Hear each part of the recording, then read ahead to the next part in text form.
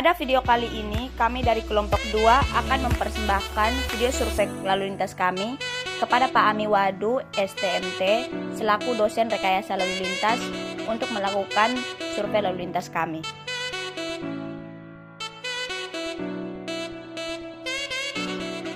Halo, perkenalkan nama lengkap saya Stella Maris Mulyanti Moa.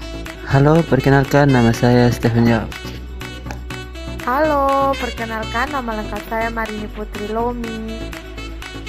Halo, nama saya Sufa Adonis. Halo, perkenalkan nama saya Randi Pratama Dano.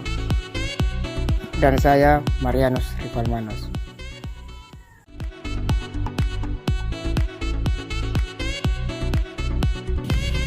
Langkah pertama, kami melakukan pengukuran jalan yang ingin disurvei sepanjang 200 meter menggunakan roll meter.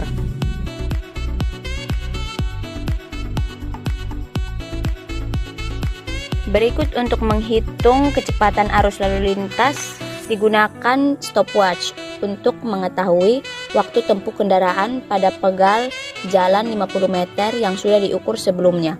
Mengukur kecepatan lalu lintas ini diambil 10 sampel di setiap 15 menitnya.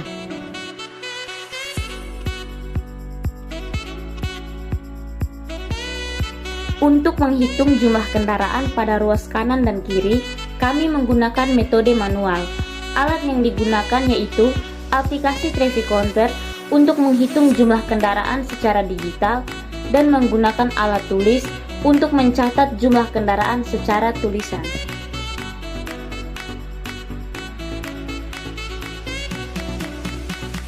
Untuk hambatan samping terdiri dari pejalan kaki, kendaraan parkir atau berhenti, kendaraan masuk atau keluar.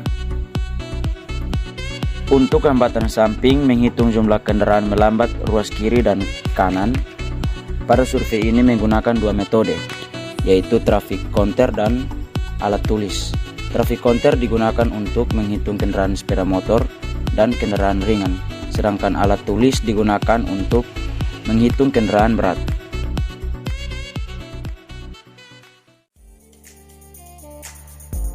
Berikut untuk menghitung kecepatan arus lalu lintas digunakan stopwatch untuk mengetahui waktu tempuh kendaraan pada pegal jalan 50 meter yang sudah diukur sebelumnya. Mengukur kecepatan lalu lintas ini diambil 10 sampel di setiap 15 menitnya.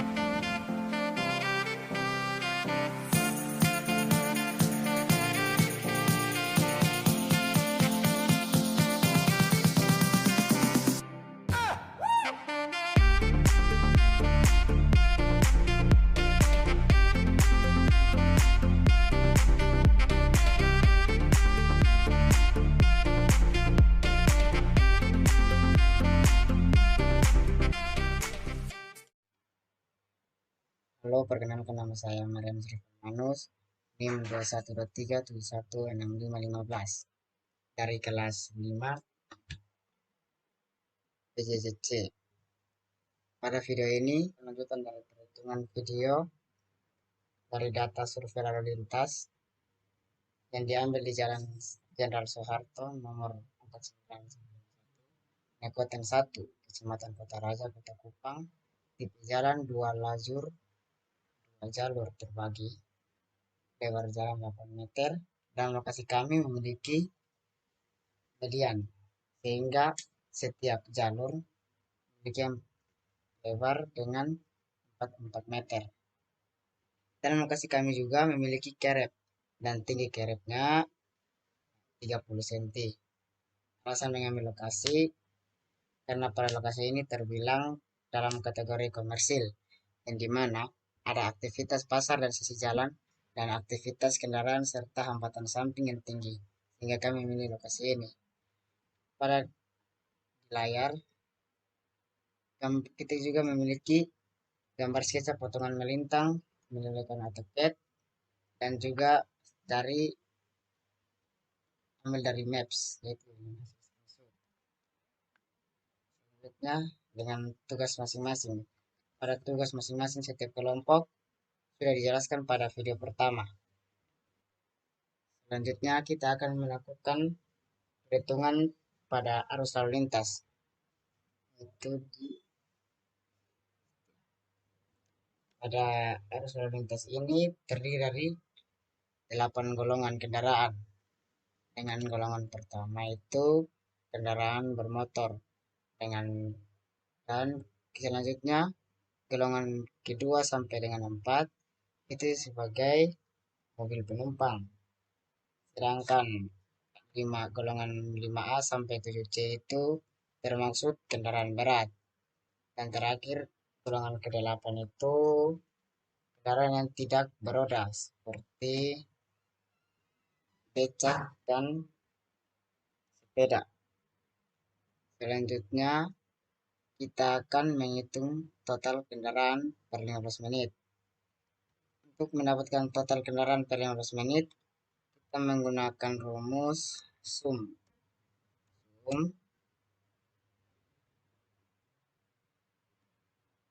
Lalu kita blok dari golongan pertama kendaraan sampai dengan golongan ke-8.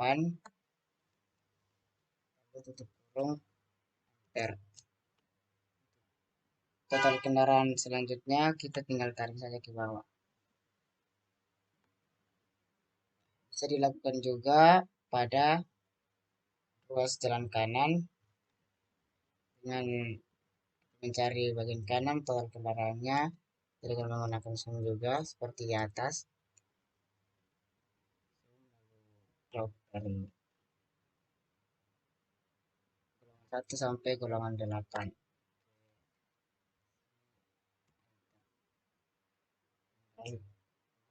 Dan total kendaraan lainnya tarik ke bawah saja. Setelah mendapatkan total kendaraan per 15 menit dari lajur kanan lajur kiri, sekarang kita juga bisa lihat dari grafik.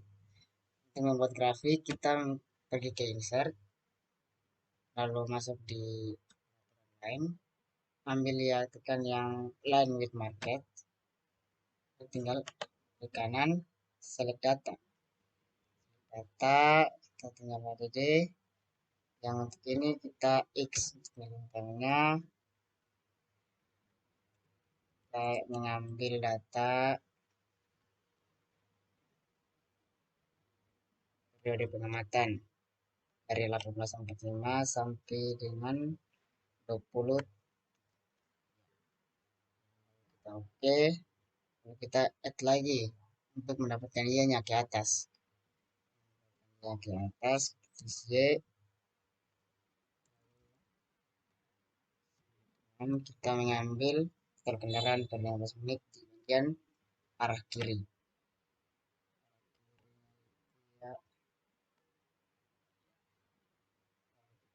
Oke. Lagi. Hasil dari tabel. Kita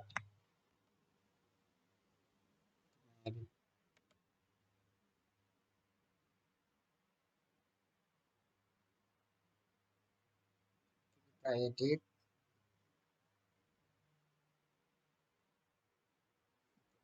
waktu kita masuk data lalu edit, kita tinggal mengambil periode pengamatan.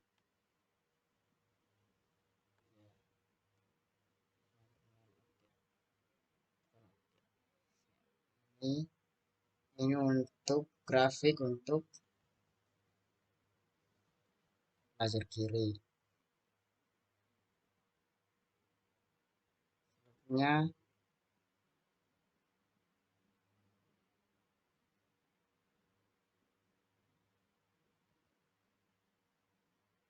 teman-teman lihat pada grafik ini. Selanjutnya pada bagian kanan kita juga membuat sama seperti itu. Selanjutnya kita akan masuk kepada hambatan samping. Pada hambatan samping sini juga ada termasuk jalan kaki, parkir kendaraan, dan kendaraan melambat. Pada data-data ini adalah data-data mentah yang kita ambil dari lapangan. Untuk mencari total KS sama juga seperti kita mencari sebelumnya.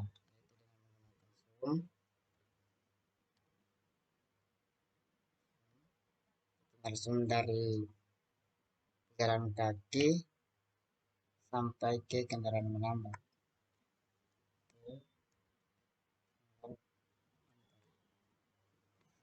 Enter, tinggal tarik ke bawah.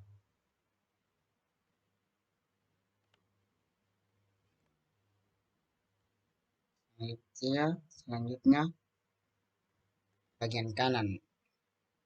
Untuk total KS bagian kanan sama juga perhitungannya, yaitu menggunakan zoom, lalu dari jalan kaki sampai dengan kendaraan melambat.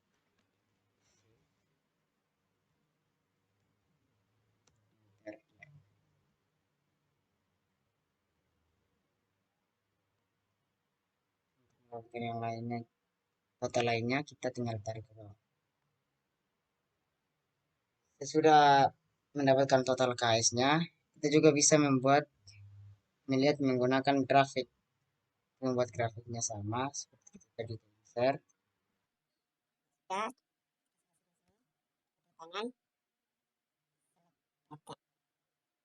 Oke. Series N. Yang kita menang series Flawless.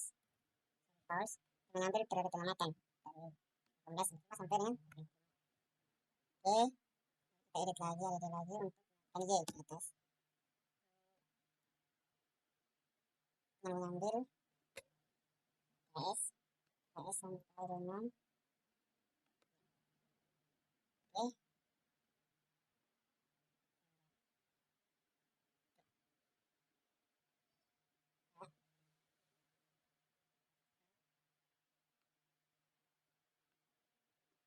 Periode waktunya select.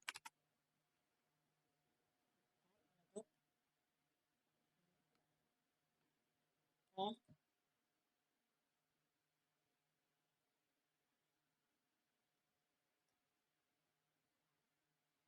Selanjutnya kita akan masuk dalam kecepatan. Dalam kecepatan memiliki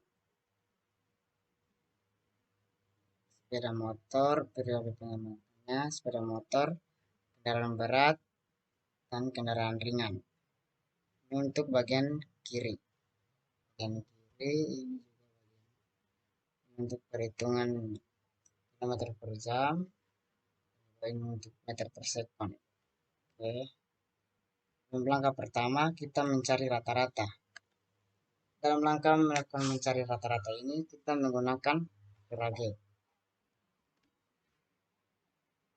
Oke. Dari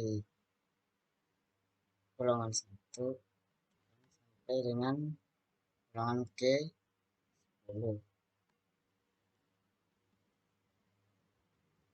Kenapa sampai golongan 10? Karena setiap 15 menit kita mengambil 10 sampel. Jadi kita blok lagi untuk mendapatkan rata-rata. Enter. Ini tarik ke bawah.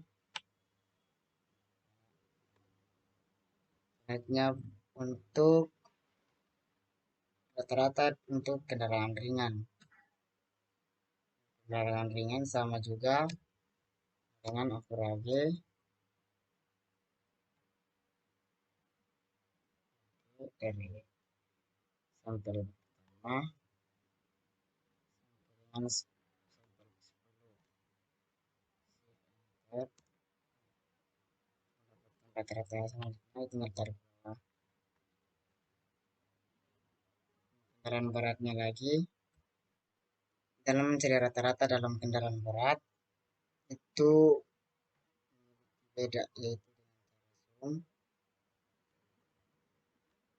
Karena dalam lapangan sampel kendaraan berat itu ada yang tidak sampai dengan 10 sampel, ada yang sampai 7 sampel, ada yang juga sampai 6 sampel, dan ada yang sampai 4 sampel. Maka dari itu kita buat masing-masing. Oke. huruf dari 1 sampai 3 saja.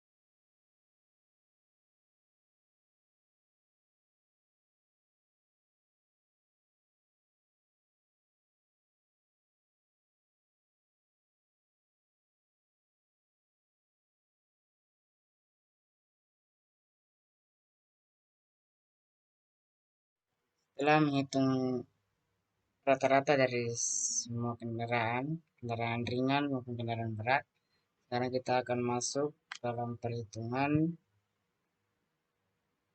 kilometer per jam. Dalam perhitungan kilometer per jam ini, pertama mencari datanya dengan sama dengan 50 ini kali 300 bagi 1000.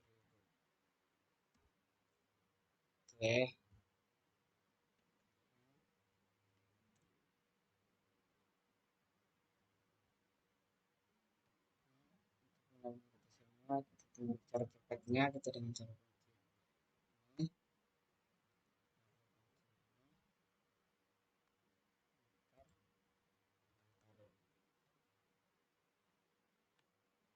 Dari sampai 10. Oke,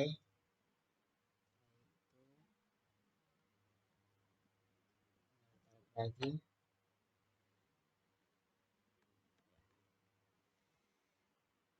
pada kendaraan ringan juga sama.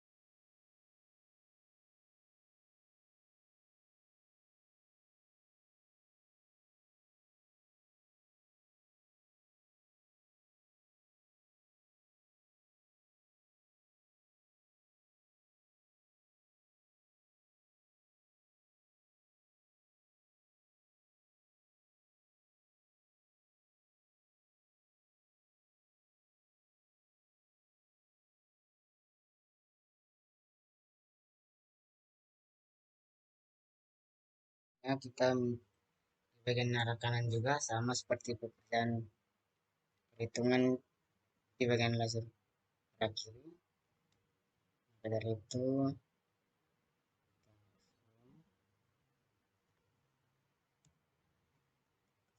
kan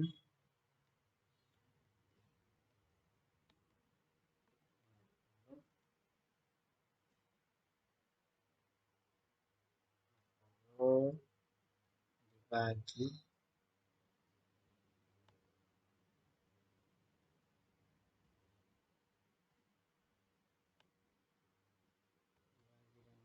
dengan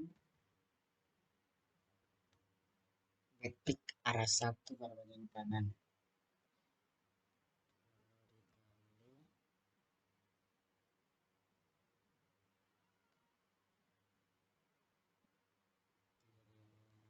Terus dibagi 1000.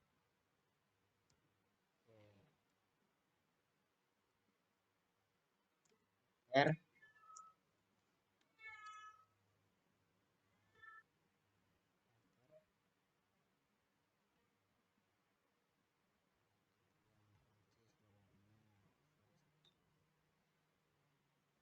dolar,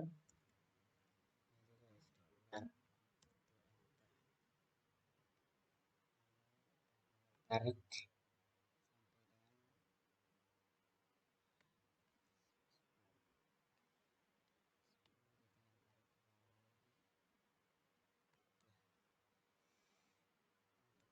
nya sama juga. Untuk kendaraan ringan, kendaraan berat juga semua sama. Sudah kilometer per jam pada kolomnya sudah terisi, baik mau di arah kiri atau maupun kanan. Sekarang kita akan menghitung rata-rata. Rata-rata juga sama seperti yang dilakukan pertama, itu sama dengan overall G. Oke, kita ini dari 10, enter, enter, bawah, rata.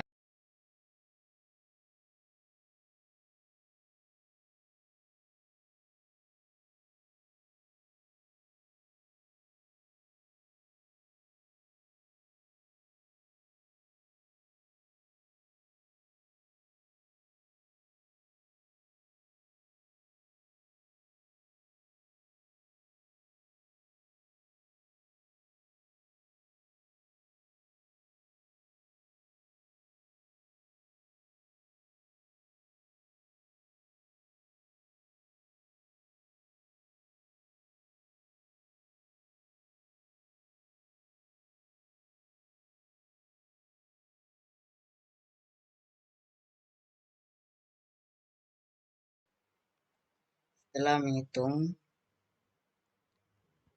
kendaraan per jam, meter per jam, sekarang kita menghitung detiknya atas. Nah, untuk perhitungan detik kita dengan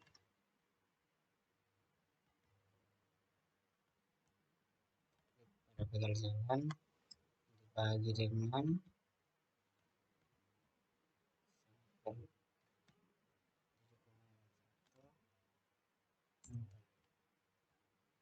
R, maka tinggal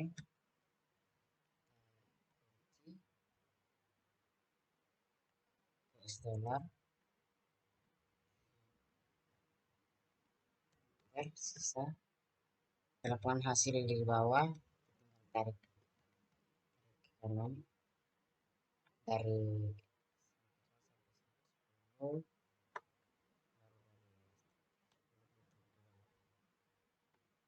oke.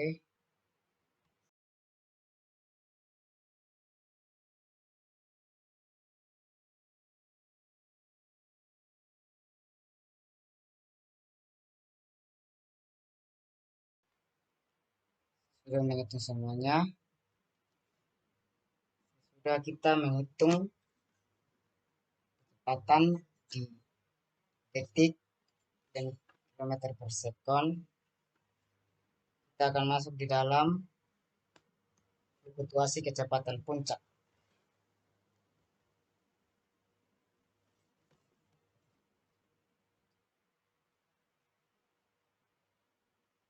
Di fluktuasi kecepatan puncak, kecepatan jam puncak kami ambil dari di enter besarnya itu pada jam 19 sampai 19.15. Di situ dapat kita lihat total kendaraan sangat banyak, maupun bagian arah kiri maupun juga di bagian arah kanan. Arah kanan kalau di arah kanan kita mengambil pada waktu 19.30 sampai 19.45 dengan total kendaraan per jam per 15 menitnya itu 8.36.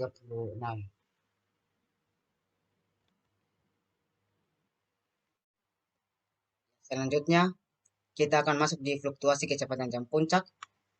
dalam fluktuasi kecepatan jam puncak ini kita memakai diagram. Diagramnya seperti di layar ini.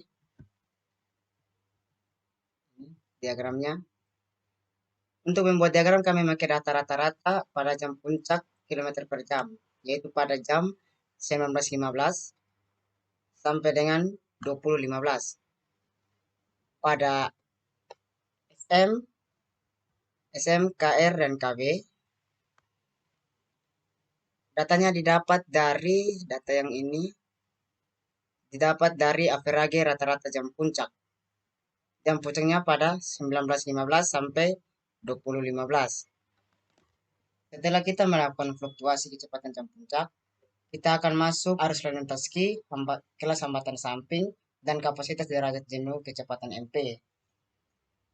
Pada arus lalu lintas ini, kita tipe kendaraannya EMP arah 1 dan EMP arah 2. Pada MP-nya arah 1 1,3, KB 1, SM 0,05. Sama juga arah 2 1,3, 1 dan 0,25. Untuk arah 1 kendaraan per jam 275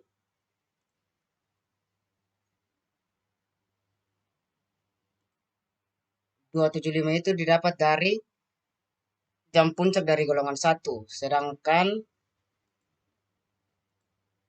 19 didapat dari jam puncaknya, sedangkan 19 ini didapat dari 5A, golongan 5A sampai 7C. Untuk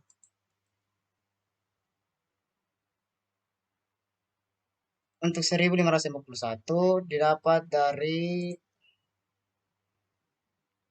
golongan 2 sampai 4. Setelah mendapat kendaraan per jam, kita akan mencari SMP.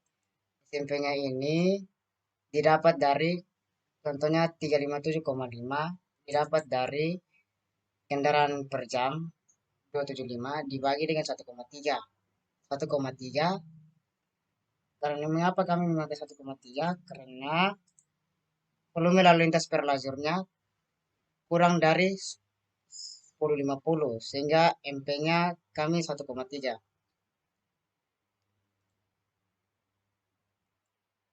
Dan untuk mendapatkan SMP per jam yang lainnya, untuk 19 ini di kendaraan per jam dari ini dibagi dengan yang KB ini.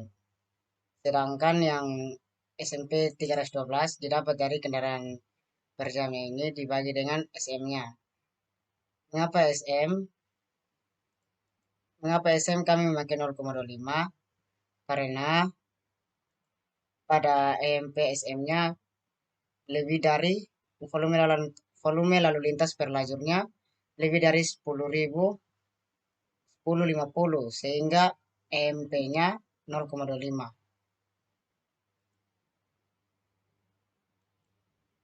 Setelah mendapatkan SMP, kita akan mencari total dari kendaraan per jam.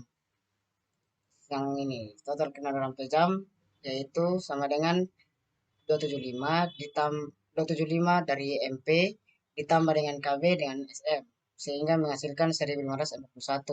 Untuk SMP-nya pun juga sama, kita mencari total dengan cara menambahkan dari SMP, MP, dan KB dan SM. Kalau untuk mengetahui totalnya, kita mencari dari kendaraan per jam yaitu 1541 ditambah dengan 2095, sehingga menghasilkan 3636.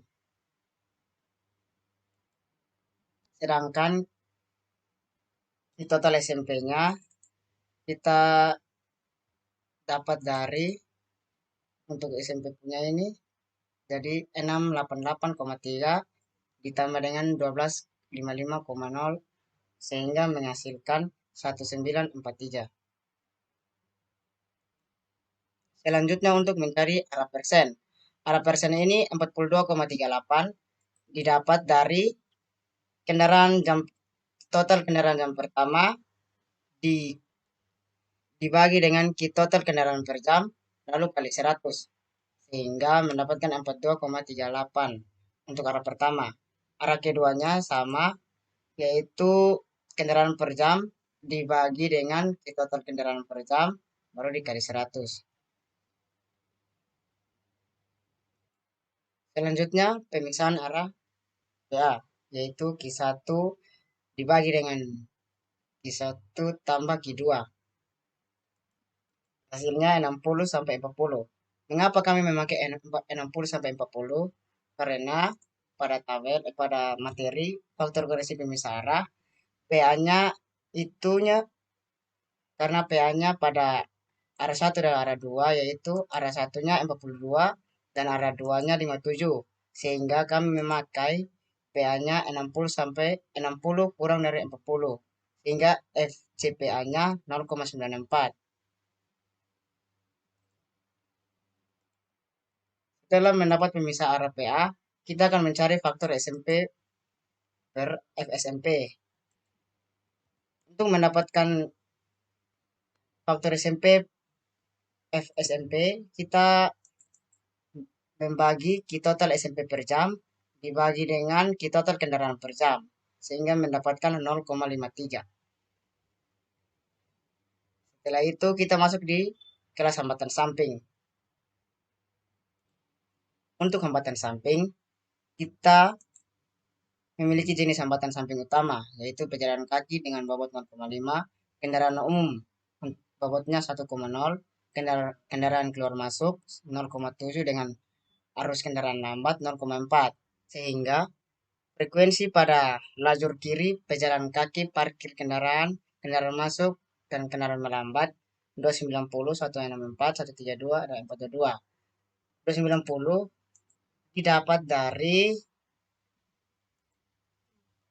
jumlah semua pejalan kaki, sedangkan 164 jumlah semua dari parkir kendaraan, 132 kendaraan masuk, dan 422 kendaraan melambat.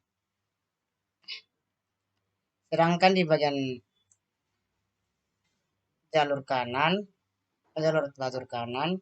yaitu dengan frekuensinya 141, 148, 151, 309, didapat dari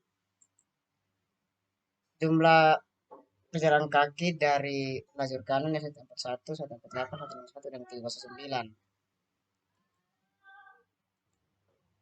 Setelah menghitung kilas hambatan samping, kita akan kapasitas derajat kejenuhan kecepatan MP.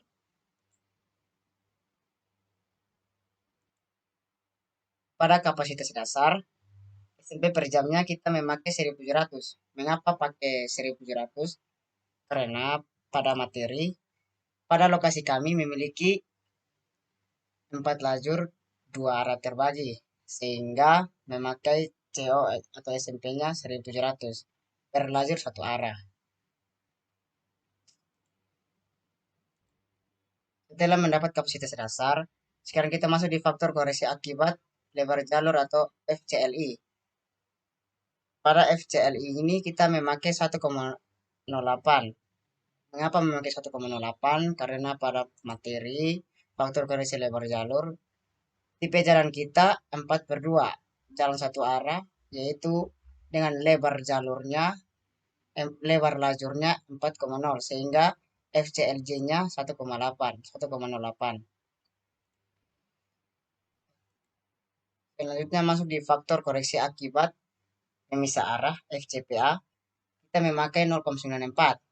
Mengapa kita memakai 0,94? Dikarenakan faktor koreksi pemisah arahnya kita itu 60 sampai 40, sehingga FCPA-nya 0,94. Pada faktor koreksi akibat FCS pada lajur kiri, kita memakai 0,78. Dikarenakan KS kita tinggi, sehingga pada materi kita memakai jalan satu arah, tipe jalan satu arah, KS-nya tinggi, kita memakai 0,78. Untuk ukuran kota FCUK, kita mendapatkan 0,9. Mengapa 0,9? Dikarenakan jumlah penduduk di Kota Kupang per Juni 2023 adalah 4.443. 3,349 ribu jiwa. Maka dari itu, faktor koreksi ukuran kota kita 0,1 sampai 0,5 termasuk kecil, sehingga faktor koreksi ukuran kota FCUK-nya kita memakai 0,90. Sedangkan untuk mendapatkan kapasitas SMP per jam, kita mendapatkan 1211,54. Mengapa 1211,54? Didapat